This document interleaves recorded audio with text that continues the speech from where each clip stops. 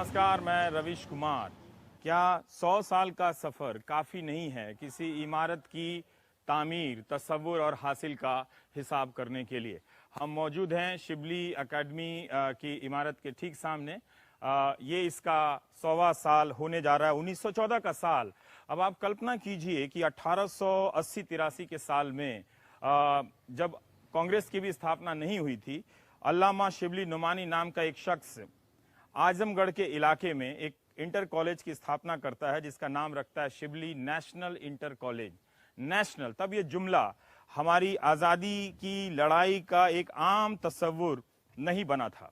बाद में ये धीरे धीरे बनता है और ये 1914 में ये इमारत एकेडमी, जो रिसर्च एकेडमी है, ये कायम की जाती है। 1917 में गांधी चंपारण जाते हैं और फिर सारा इतिहास वहां से धीरे धीरे बदलना शुरू होता है। हम आज के 2014 के आजमगढ़ में आए हैं तो बहुत मुश्किल है इस इतिहास के पन्ने से बच पाना, लेकिन हमारी कोशिश होगी कि जब भी ये बताने की कि इस इलाके का अपना इतिहास क्या रहा है। हम जब चुनाव कवर करने जाते हैं तो ऐसे कई अच्छे पत्रकार मिलते हैं, कुछ जानकार मिलते हैं जो इस इलाके के इतिहास को बहुत अच्छी तरह से जानते हैं। सिर्फ 100 साल पुराने इतिहास नहीं, 60 के दशक के इतिहास को, 70 के दशक के इतिहास को काफ़ी बेहतर तरीके से जानते हैं। वो ये बताते हैं कि जब 77 में इंदिरा गांधी हार जाती हैं, पूरी तरह से कांग्रेस का सफाया होता है, तो इसी आजमगढ़ से पहला उपचुनाव जीतती हैं और यहाँ पर दिन रात यहाँ की सड़कों पर मेहनत करती हैं और मोहसिना किदवई यहाँ से जीत के जाती हैं। कुछ पत्रकार बताते हैं कि उत्तर भारत में पहला कम्युनिस्ट का सांसद यहीं से बनता है। कुछ ये बताते हैं कि जयप्रकाश नारायण, लोहिया, आचार्य नरेंद्र देव, आज के समाजवादी नहीं, तब के सोशलिस्टों की कर्मभूमि भी आजमगढ़ है। कुछ बताते हैं कि राहुल सांकृत्यायन, हरियौध, कैफी आजमी, इन सब की ये जमीन है और ना जाने कितने अफसर, कितने एकेडमिक्स के लोग, कितने शायरों की ये जमीन रही है। तो इन सब का एक मिला जुला इतिहास है जो चुनाव के समय में हार जीत से निकलकर थोड़ा हमें देखना चाहिए, उनसे बाद उन किस्सों में भटकना चाहिए, ये समझने के लिए कि हम इतिहास में क्या क्या छोड़ आए हैं और जिनको भूल जाने से हम अपने वर्तमान को कितना खराब कर देते हैं। अगर हम अपने इतिहास को ठीक से समझ रहे होते तो कम से कम हम किसी आजम या किसी शाह के बयानों के आधार पर समुदायों को इस या उस कहकर नहीं बुलाते। तो आज प्राइम टाइम में आजमगढ़ से हम कुछ ऐसे ही शख्सियतों से बात करेंगे आपके साथ।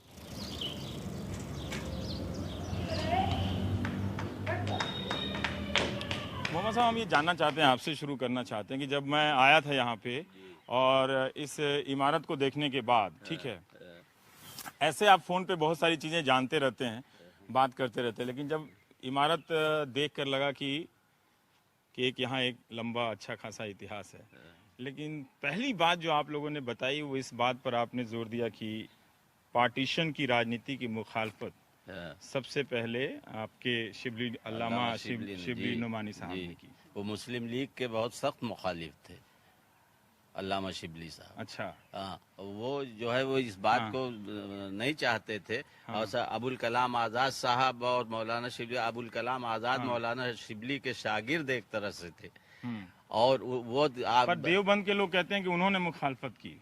जब मैं अगर देवबंद जाता हूँ तो कहते हैं, जमीयत के लोग कहते हैं कि हम थे पार्टीशन की मुखालफत करने वाले, विरोध करने वाले। तो वो जमीयतुल उलमा के लोग कहते हैं कि हम जो है मुखालफत कर रहे थे। तो जमीयतुल उलमा 1920 में बनी। उससे पहले अल्लामा शिबली 1914 में इंतकाल कर चुके। उससे पहले मुस्लिम लीग जो है जिन्ना की जब थी तो उन्होंने सख्त मुखालफत की थी अल्लामा शिबली नुमानी ने। अल्लामा शिबली के बाद जमीयतुल उलमा बनी। आज की तारीख में ये बात क्यों महत्वपूर्ण है कि यहाँ पे हिंदुस्तान में क्या किसी पहचान को, किसी सवाल का जवाब है इस तरह से कि हमने उस पार्टीशन का विरोध किया था? ऐसा लगता है कि कोई अभी भी सवाल पूछ रहा हो तो पूछने से पहले ये जवाब दे देता है। कहते हैं ना, मुसलमानों को रिस्पांसिबिलिटी जो है पाकिस्तान डिवीजन की जो है, ये हिंदुस्तान के लोग जो मतलब जो सो कॉल्ड जो अपने को देशभक्त कहते हैं, वो ये कहते हैं कि ये मुसलमान रिस्पांसिबल हैं डिवीजन के लिए। ऐसा कुछ नहीं, ये तो अंग्रेजों और यहाँ के ब्राह्मणिज्म का जो है ये सिस्टम था कि डिवीजन हो जाए। ये अल्लामा शिबली ने मुस्लिम लीग की मुखालफत में या जिन्ना की मुखालफत में, या जो ताकतें उस जमाने में उठ रही थी कि देश को बांटा जाए, ये तब भी, अभी तो गांधी ने चंपारण से शुरुआत भी नहीं की थी 1917 में। 1914 की इमारत है ना ये। हाँ, लेकिन एक जहनियत बन रही थी। हाँ, एक जहनियत बन रही थी। 1915 वगैरह में जब ये पहली आलमी जंग हो गई है, उसके बाद हिटलर का जो नाजीइज्म है पूरी तरीके से जो एक नस्ल के बुनियाद पर एक बंटवारा कर रहा था, तो वही आइडियोलॉजी हिंदुस्तान भी आ रही थी।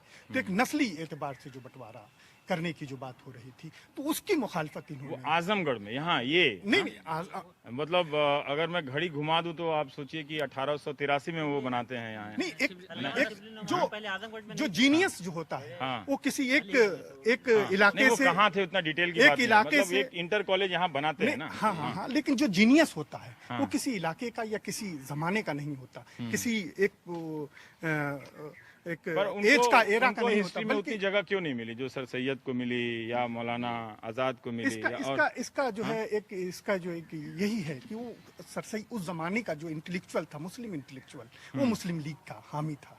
और अल्लामा शिबली नोमानी एक ऐसी शख्सियत होती है जो हिंदुस्तानियत को लेकर के उभरती है, इसीलिए गांधी यहाँ पर आते हैं। इसी वजह से जैसा कि अभी मार साहब ने कहा कि मौलाना आजाद उनके रूहानी शागिर्द हैं, अल्लामा इकबाल उनके रूहानी शागिर्द हैं। हिंदी में मानस पुत्र। हाँ, मानस पुत्र हैं। तो ये चीज है शागिर्द। हाँ, ये चीज है उनके लिए कि वो जो बंटवारे का या जो उसका वो है उसकी मुखालफत का, इसलिए अल्लामा शिबली को इन लोगों ने दबाने की कोशिश की। जो मुस्लिम इंटेलिजेंसिया था उनको दबाने की कोशिश की। ये अब जितनी भी वो देखेंगे कि और एक चीज ये भी है कि जहां तक मैं जानता हूँ कि अल्लामा शिबली ने अगर वो हयात जावेद यानी कि सर सैयद की अगर उन्होंने ऑटोबायोग्राफी लिख दी होती तो शिबली का मर्तबा कहीं और बुलंद होता, लेकिन उन्होंने लिखने से इनकार कर दिया। क्यों?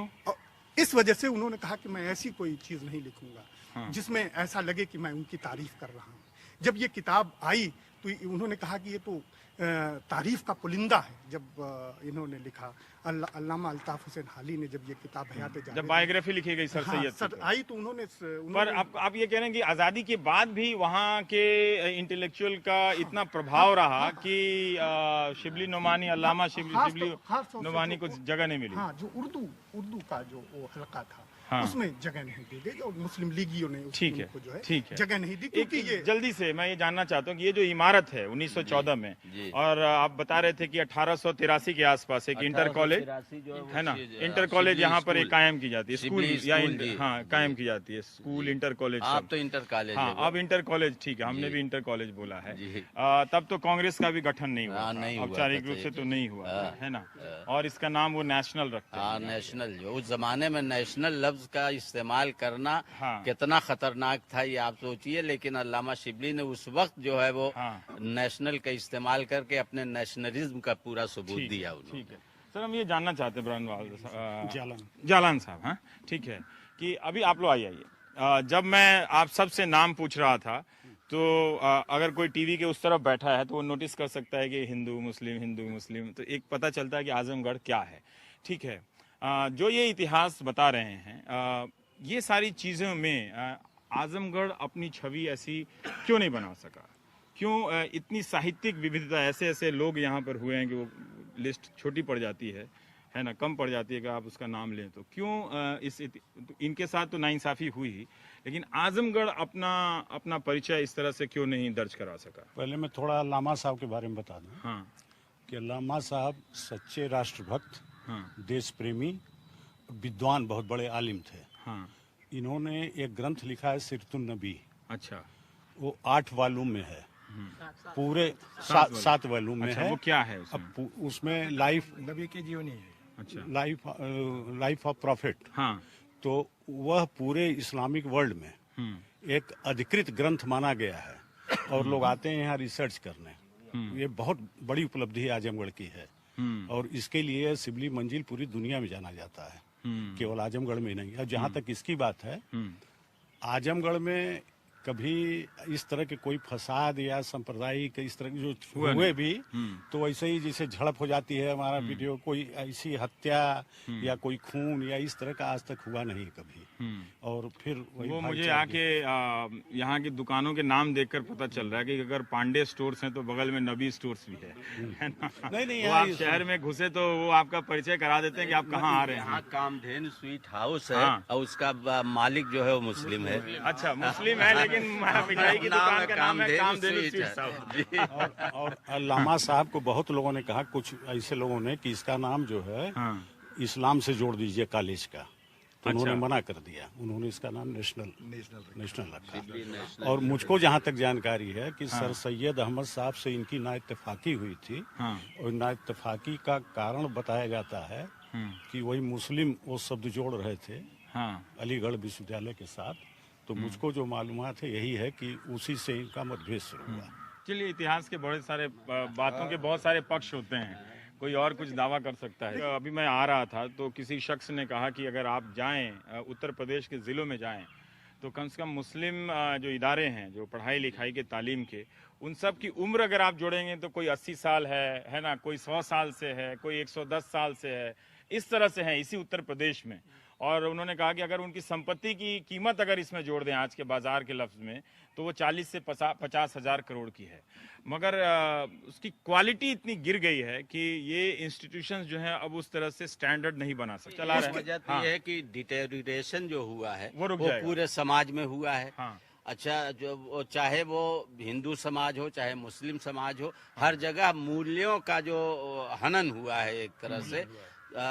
तो उसकी वजह यह है कि टीचर आएगा तो इसी समाज से आएगा, स्टूडेंट आएगा तो इसी समाज से आएगा। पर आपके यहाँ तो ऐसा नहीं है, तो आपके जो इंटर कॉलेज है उसमें तो सारे हिंदू लड़के भी पढ़ते हैं तमाम। तो वही तो मैं बता रहा हूँ कि है पूरे समाज में पूरे समाज का जब डिटेरियोरेशन हुआ है और तमाम जो है कदरें बदल गई हैं, मूल्य बदल गए हैं, तो जाहिर है कि स्टूडेंट भी इसी समाज से आएगा और टीचर भी इसी समाज से आएगा। पर हम तो जानना चाहते हैं कि क्यों कहा जाता है आजमगढ़ को कि सोशलिस्टों और कम्युनिस्टों की ये काफी उर्वरा भूमि रही है, ऐसा क्यों कहा जाता है इसको? ये आजमगढ़ मुख्य रूप से ये कहें कि साहित्यकारों की जन्मभूमि रही है। साहित्यकारों की? जी हाँ। हिंदी और उर्दू के बहुत बड़े बड़े साहित्यकार आजमगढ़ की धरती पर हुए हैं।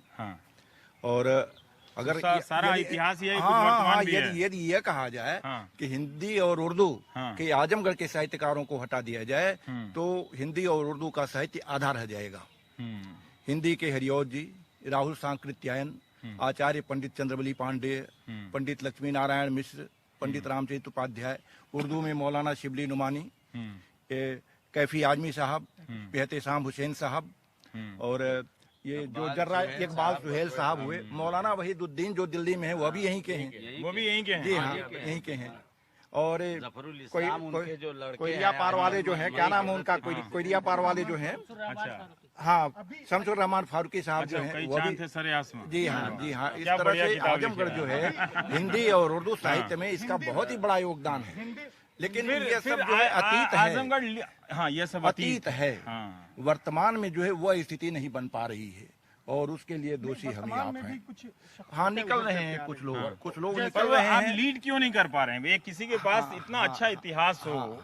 आज देखिए आपके उत्तर प्रदेश में कैसी कैसी बातें चल रही है ना, इनके उनके की जबान में राजनीति में बात हो रही है, चाहे कोई करे, चाहे पहले कोई किधर से करे या बाद में कोई किधर से करे, उसमें ऐसा मान लिया जाता है कि आजमगढ़ या तो चुप है या उसका पार्टनर है। एक मैं मीडिया की छवि की भी बात कर रहा हूँ, उसमें या तो चुप है या वो पार्टनर है, लीड नहीं कर रहा है, उसका नेतृत्व नहीं कर रहा है, जब उसके पास इतना अच्छा इतिहास है तो। सच ये है कि लोग सक्रिय तो हैं लेकिन वह पूर्व वाली स्थिति नहीं है अब जो पहले के लोगों में थी।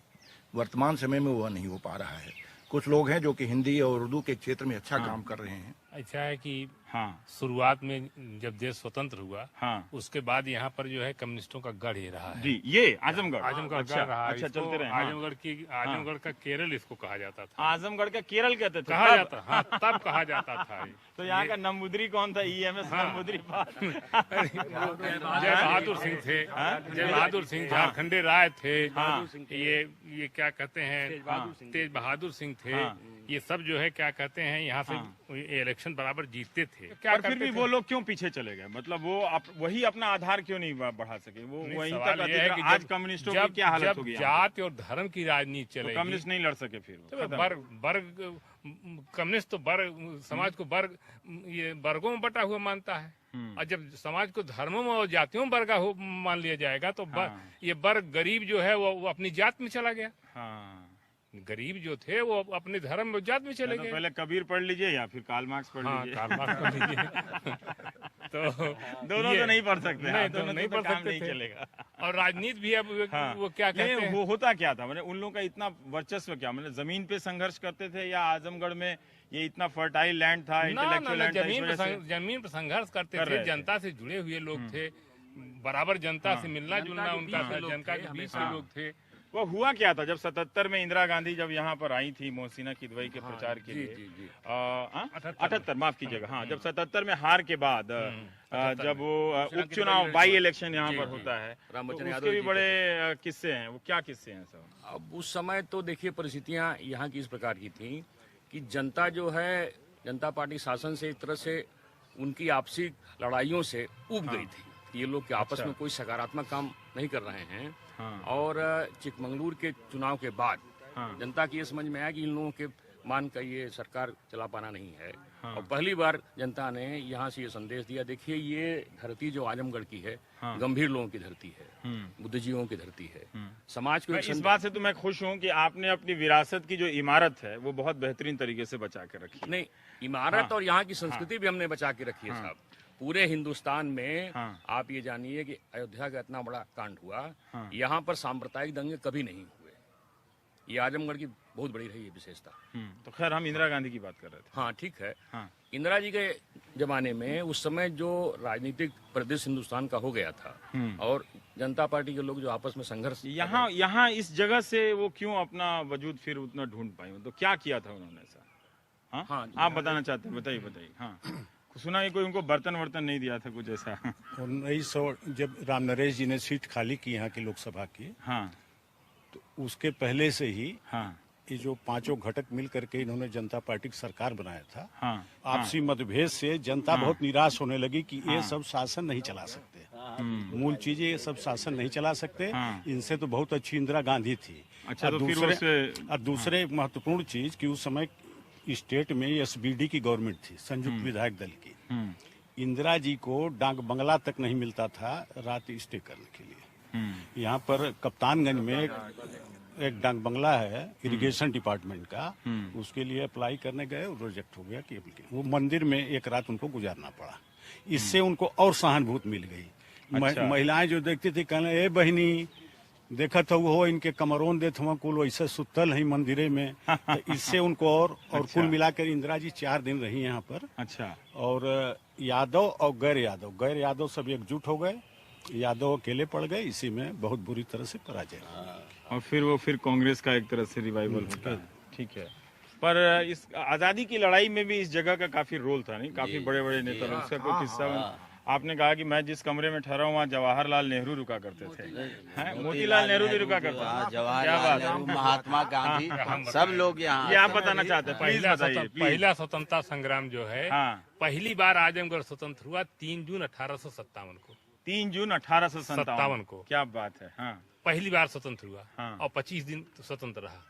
इसके बाद 18 जुलाई को अगस्त को स्वतंत्र हुआ और 26 सितंबर तक रहा, 40 दिन तक रहा। और यहाँ पर पृथ्वीपाल सिंह का शासन रहा बाकायदे 40 दिनों तक। अच्छा। और तीसरी बार फिर स्वतंत्र हुआ 20 मार्च 1858 को, जब कुंवर सिंह ने इसको स्वतंत्र कराया। वीर कुंवर सिंह यहाँ पर जगह जगह चप्पे चप्पे पर लड़ाई हुई है। थे तो जगदीशपुर बिहार के कार्य क्षेत्र। यहाँ पर अंग्रेजों के कितनी आसानी से राजनीति में हिंदू मुसलमान कर देते हैं, देखिए।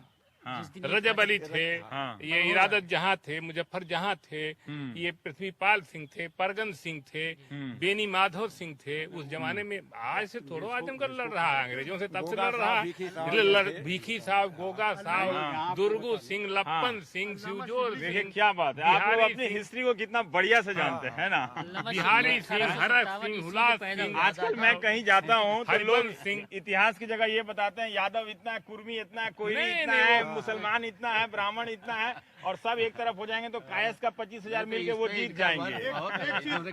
सुनिए, हमने सुनाइए। तो 1857 भी रही है थोड़ा सा, बहुत खूबसूरत इमारत है आपकी। में पहल जो है 1858 में हाँ। ये कुंवर सिंह यहाँ आते हैं। हाँ। तो कुंवर सिंह की सेना का दुबारी में स्वागत होता है। अच्छा, दुबारी उस समय ठीक, आजमगढ़ हाँ, जिले में था। ठीक। हाँ। तो वहाँ पर जो है लोग हरक सिंह, हुलास सिंह, हरिवंश सिंह और बिहारी सिंह, हाँ। उन लोगों ने उनका स्वागत किया। उनकी सेना को खाने पाने का, रहने का सारा इंतजाम किया। अच्छा। और उसी इंतजाम करने के कारण अंग्रेज नाराज जब हो गए तो हरत सिंह, हुलाक सिंह और बिहारी सिंह को फांसी की पर सजा इतना बढ़िया इतिहास है, ये सब इतिहास के होने के बावजूद क्यों लोग उसी इतिहास के कुछ प्रसंगों को उठाकर दो समुदायों को अलग अलग कर देते? देखिए ऐसा है, ये मौका कहाँ से, ये कौन फेल कर रहा है? या तो इतिहास का, या फिर आप लोगों तक नहीं पहुंच पा रहे हैं, या हम आप लोगों तक पहुंच नहीं पा रहे। पर इन तीनों के अलावा भी बहुत सारी चीजें होती हैं। 1857-58 में जो पहला स्वतंत्रता संग्राम हुआ, हाँ।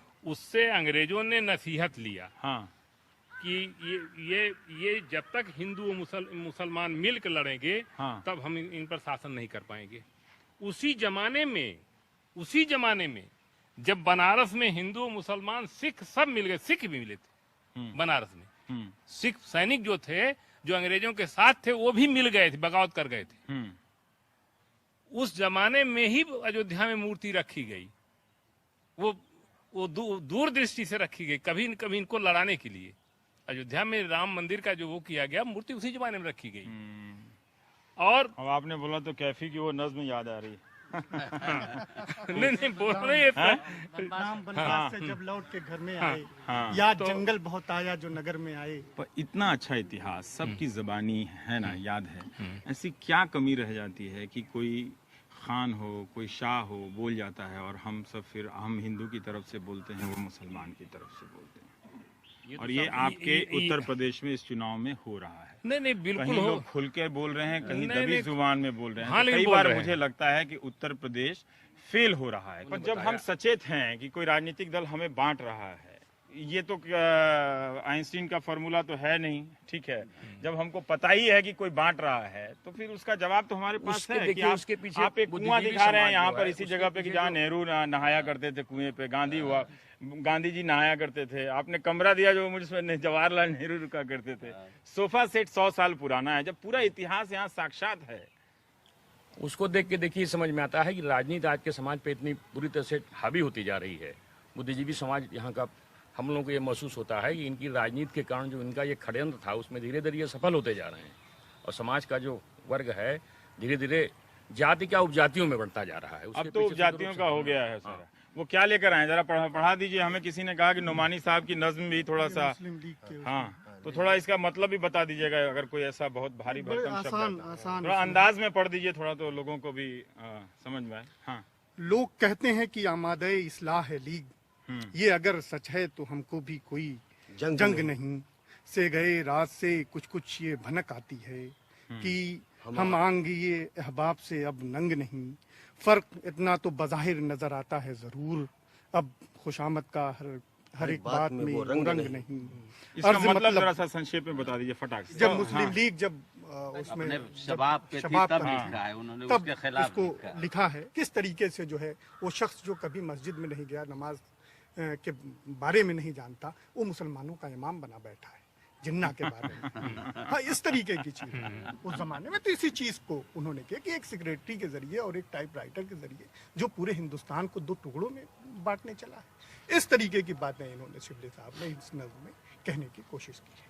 इसीलिए इतिहास में शिबली दबाए गए, इसीलिए इतिहास में शिबली दबाए गए, इसलिए शिबली नेशनलिस्ट थे। और ये उसके बाद जो लोग आए, किसी न किसी रूप में अंग्रेजों से मिले हुए थे। अंग्रेजों के हितैषी थे। अब देखिए हम सब बातें कर रहे हैं तो कितने घबरा के सुन रहे हैं कि हम पता नहीं चांद से कोई पत्थर लेकर आए और उसके बारे में मुआयना कर रहे हैं कि ये क्या लाए है कि नहीं। ये कुछ समझ रहे हैं लोग क्या बात कर रहे हैं। देखिए खैर ये हमारी नाकामी रही है कि हमने तालीम को हर आखिरी आदमी तक बराबरी से नहीं पहुंचा, सही बात। इसीलिए ये डिस्कनेक्ट है। नहीं तो इनकी समझदारी हमसे किसी मामले में कम नहीं है। लेकिन खैर बताइए। बहुत सारी समझदारी इनकी है। तो एक और चीज है कि ये एक जब हम आ रहे थे तो हम हमारी कलीग हैं सरप्रिया संगवान, तो मैं इनको कह रहा था कि आज अगर इंस्टीट्यूशंस के सेंटर को देखिए तो या तो मुंबई हैं, दिल्ली हैं, या बहुत से बहुत उन जगहों पर हैं जहां पर IITs हैं या IIM है ना। लेकिन तब के अगर 100 साल पहले के अगर हम हिंदुस्तान में जाएं तो कोई आजमगढ़ में भी ऐसी इमारत बना रहा है जिसकी आज लाइब्रेरी इतनी अच्छी है और जिसका डिजाइन इतना बढ़िया है ना, और वो साफ सुथरे ढंग से बना रहा है। कोई अलीगढ़ में बना रहा है, इलाहाबाद में बना रहा है, बनारस में बना रहा है। तो इस तरह से ये सारी चीजें बन रही हैं, है ना। लेकिन वो धीरे धीरे क्वालिटी पे मेरा वही कहना है कि आप कंट्रोल खो देते हैं, जिसकी वजह से आप पीछे चले जाते हैं। या हम ये भी एक धारणा है कि हो सकता है कि इस जगह का रिजल्ट बहुत अच्छा हो और लोग बहुत आगे गए हों, मुझे नहीं मालूम, वो आप बता सकते हैं। साइंटिस्ट हुए प्रोफेसर शमीम जयराजपुरी, नसीम अहमद, ये बिंदवल के थे, सब वाइस चांसलर हुए अलीगढ़ मुस्लिम यूनिवर्सिटी के। जी नसीम साहब। अच्छा वो वहाँ हरियाणा के जो है वो किसके सेक्रेटरी भी थे, चीफ सेक्रेटरी या क्या थे नसीम साहब। वहाँ से रिटायर होने के बाद तब जो है अलीगढ़ के वाइस चांसलर होके जो है वो। पर सर ये इतना बढ़िया हिस्ट्री होने के बावजूद आजमगढ़ की छवि इस तरह से क्यों आतंक से या बाहर से आने वाले पैसों और संबंधों से बनती चली गई? नहीं, ऐसी वो केवल मीडिया का प्रचार है। मीडिया का प्रचार जी, यहाँ कोई इस तरह की बात। संक्षेप में हाँ। इकबाल सुहेल साहब ने वर्णित किया है। वो क्या है, कैसे? जो जर्रा यहाँ से उठता है वह नैयर आजम होता है। पूरा शेर पढ़ दूं मैं। इस खित्ते आजमगढ़ पे मगर एहसान तजल्ली है, फैजान तजल्ली है अक्सर, जो जर्रा यहाँ से उठता है वो नैयर आजम होता है। अब इसका मतलब ये हिंदी में बताइए हमारे दर्शकों तो यहाँ एक जो है वो उसकी बड़ी कृपा है ऊपर वाले की कि यहाँ का कण भी जो उठता है वो चमकता हुआ सूरज बन जाता है। और फिर से आप ये शेर कहते हैं ताकि एक बार और लोग चीजें समझ लें। इस खित्ते आजमगढ़ पे मगर फैजान तजल्ली है अक्सर, जो जर्रा यहाँ से उठता है वो नैयर आजम होता है। क्या बात। इकबाल सुहेल साहब शायर बहुत बड़े थे, वकील थे और कांग्रेस के नेता थे। मेरी दिल्ली में भेंट हुई थी मौलाना वहीदुद्दीन साहब से। मौलाना वहीदुद्दीन साहब के वो चचा थे। उन्होंने बताया कि मेरी शादी में जो है इकबाल सुहेल साहब ने अपने हाथ से जो है सूत काट करके उससे जो कपड़ा बना था उसका कुर्ता उन्होंने शादी में सिलवाया था। इस तरह से ये इकबाल सुहेल साहब बहुत बड़ी हस्ती थे हमारे यहाँ की। ये क्या नाम? इस संस्थान में आप कह रहे हैं कि हिंदू मुसलमान और ज्यादातर हिंदू ही हैं आपके, ज्यादातर हैं। वो एक उनके पढ़ने से भी एक रिलेशन बना हुआ है ना। शायद इस तरह के इंस्टीट्यूशंस कम हैं कि जहाँ पर और जिलों में हैं या नहीं, मुझे नहीं मालूम है। कि कुछ तो होगा, इसका एक सेंस ऑफ हिस्ट्री होगा जो यहाँ पढ़ने वाला जानता होगा इसके इतिहास को, इसके एहसानों को, जो जिसकी वजह से आजमगढ़ कभी टूटा नहीं। देखिए यहाँ आजमगढ़ में जो पुराने कॉलेजेस में, पुराने इंस्टीट्यूशंस में ये शिबली है। वेस्ली था, वेस्ली तो अब खत्म हो चुका है, लगभग खत्म हो चुका है। वहाँ जो है वो स्टूडेंट्स के नाम पर मुश्किल से 150 भी नहीं होंगे मुश्किल से। तो वो 1837 में, यहाँ से भी पहले कोई, यहाँ से पहले, लेकिन वो एकदम बर्बाद हो गया। तो अच्छे कॉलेजेस में अब यही शिबली इंटर कॉलेज बचा था और शिबली डिग्री कॉलेज बचा था। तो यहाँ जो है दोनों कम्युनिटी के, नहीं मैं आपको बताऊं, दोनों कम्युनिटी के स्टूडेंट्स यहाँ पढ़ते थे और आज भी पढ़ते हैं और आपस में मिलजुल के रहते हैं। किसी तरह की कोई बात, कभी कभी ये जो हमारी राजनीति है इसने कभी कभी जरूर टीवी बोल देता है, टीवी के बक्से से 2 लोग बोल देते हैं पहले और बाद में, पैदा करने की कोशिश किया। कभी कभी मतलब कुछ हद तक कामयाब हो पाए, लेकिन यहाँ का ताना बाना इतना क्लोजली निट है, इतना बुना हुआ है इस तरह से कि वो अपने मकसद में पूरी तरह कभी कामयाब नहीं हो पाए। और इसकी देन जो है वो इस कॉलेज की बहुत ज्यादा है जो। पर मुझे एक बात बताइए कि आप 1837 बताते हैं, 1883 बताते हैं, 1920 बताते हैं, इसके बावजूद, इन इदारों के बावजूद पढ़ाई लिखाई के मामले में मुस्लिम समाज पीछे क्यों गया? पीछे इसलिए गया। देखिए एक बात बताऊं मैं, एक तो सबसे बड़ा नुकसान पार्टीशन से हुआ। ठीक है। यहाँ का जो एजुकेटेड क्लास था वो चला गया, वो सब का सब चला गया। अब यहाँ जो रह गए, एक तो उनके अंदर जो है वो यानी गिल्टी कॉन्शियंस जिसे कहते हैं कि चाहे उन्होंने वो किया, विरोध किया था उसका, इसीलिए वो गए भी नहीं।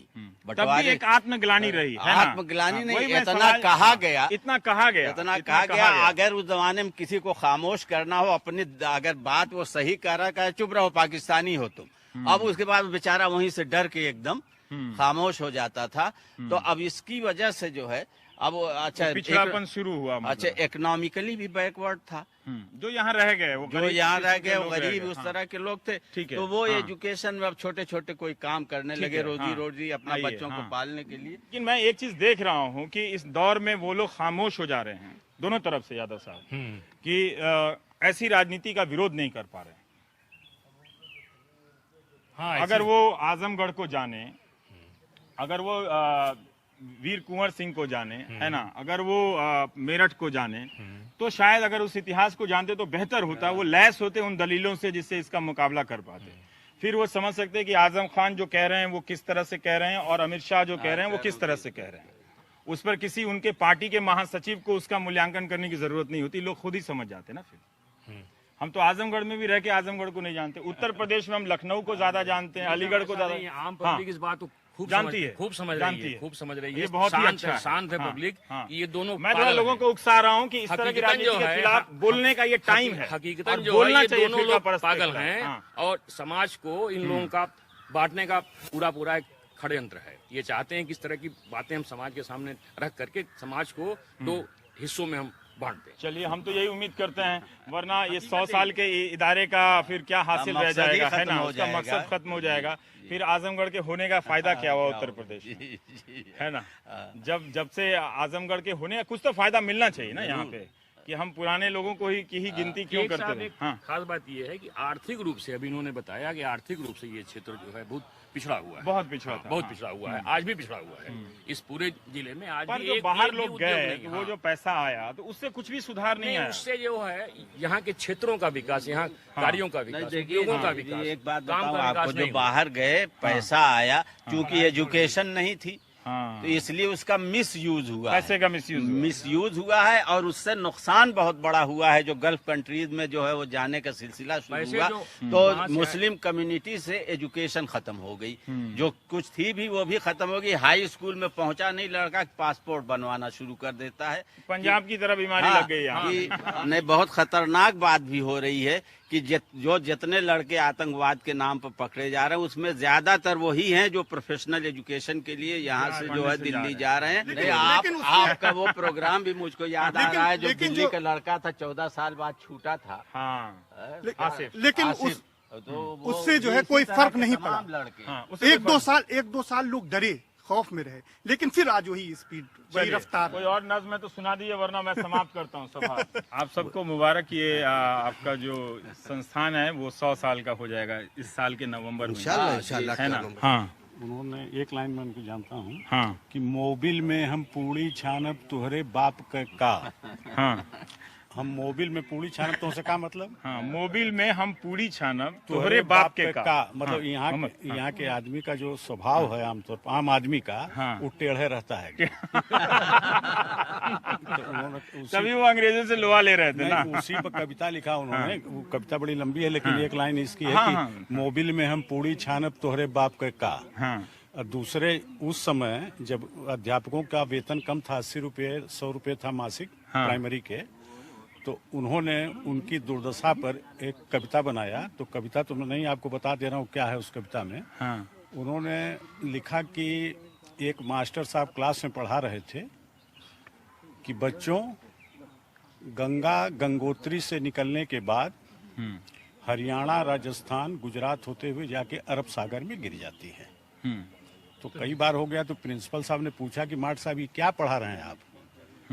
गंगा जाके अरब सागर में गिरती है तो कहना सुना 80 रुपया में हम गंगा जी के पूरा उत्तर प्रदेश, बिहार, बंगाल ना पार करा सकीला।